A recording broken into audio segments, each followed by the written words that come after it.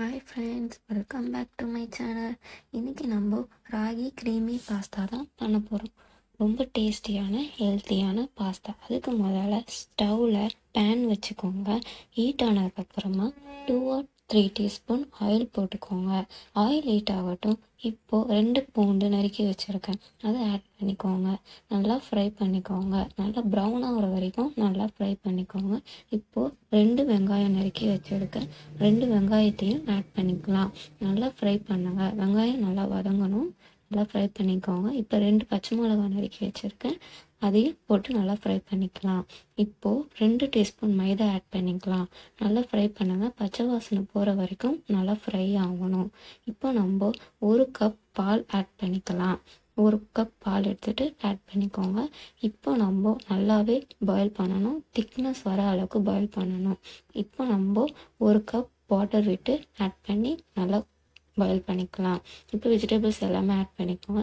Salt இந்த டைம்லேயே add பண்ணிக்கோங்க. நான் வீடியோவில் காமிக்கலை, நீங்கள் சால்ட் ஆட் பண்ணிக்கோங்க தேவைக்கேற்ப. இப்போ நல்லா பாயில் ஆகட்டும். இப்போ நெக்ஸ்ட்டு நம்ம ராகி பாஸ்தா வேக வச்சு எடுத்துக்க போகிறோம். 1 கப் வாட்டர், 1 கப் ராகி பாஸ்தாவோட உப்பு போட்டு 1 டீஸ்பூன் ஆயில் போட்டு வேக வச்சு எடுத்துக்கலாம். நல்லா வேகட்டும். இப்போ நம்ம கிரேவியில் 2 டீஸ்பூன் பெப்பர் சேர்த்துக்க போகிறோம். நல்லா காரசாரமாகவே இருக்குங்க, அதுக்காக தான். நல்லா ஃப்ரை பண்ணிக்கோங்க. நல்லா ஃப்ரை ஆகட்டும்.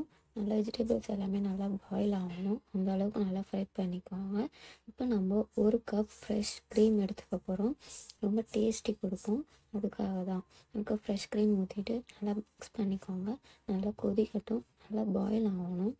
வெஜிடபிள்ஸ் எல்லாமே நல்லா பாயில் ஆகணும். இப்போ நம்ம சில்லி ஃப்ளேக்ஸும் ஒரிகானோவும் ஒரு ஸ்பூன் ஆட் பண்ணிக்கலாம்.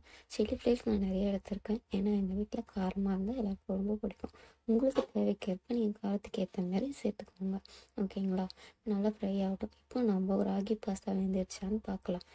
கொஞ்சமாக எடுத்துகிட்டு வெந்துருச்சான்னு கையில் அழுத்தி பாருங்கள். அழுத்திட்டா நல்லா வெந்துருச்சுன்னு அர்த்தம். இப்போ நம்ம பாஸ்தா ரெடி. இப்போ நம்ம கிரேவியில் 2 கியூப் பட்டர் ஆட் பண்ணிக்கலாம். பட்டர் ஆட் பண்ணி நல்லா பாயில் ஆகட்டும். நல்லா பாயில் ஆகிட்டு பட்டரெல்லாம் மெல்ட் ஆகணும். அந்த அளவுக்கு நல்லா பாயில் ஆகணும்.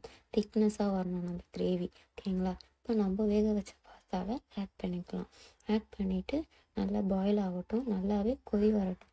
அந்த அளவுக்கு ஃபுல்லாக மிக்ஸ் ஆகணும். ஃபுல்லாக மிக்ஸ் ஆகிட்டு பார்த்திங்கன்னா நம்ம பாஸ்தா ரெடி. அவ்வளோதாங்க. இவ்வளோதான் சிம்பிளான டிஷ்ஷு. இது ரொம்ப டேஸ்டியான ஹெல்த்தியான டிஷ்ஷு. குழந்தைங்கள்லேருந்து பெரியவங்க வரைக்கும் எல்லாருக்காகவும் இந்த டிஷ் நீங்கள் செஞ்சு தரலாம்.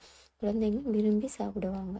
இதை செஞ்சு கொடுத்துட்டு ட்ரை பண்ணிவிட்டு என் சேனல் பிடிச்சிருந்துச்சுன்னா சப்ஸ்கிரைப் பண்ணுங்கள், லைக் பண்ணுங்கள், கமெண்ட் பண்ணுங்கள். பாய் பாய். இது என்னோடய நியூ சேனல், நான் இப்போ க்ரியேட் பண்ணியிருக்கேன். உங்களால் முடிஞ்ச சப்போர்ட் பண்ணுங்கள். என் சேனலுக்கு சப்ஸ்கிரைப் பண்ணுங்கள்.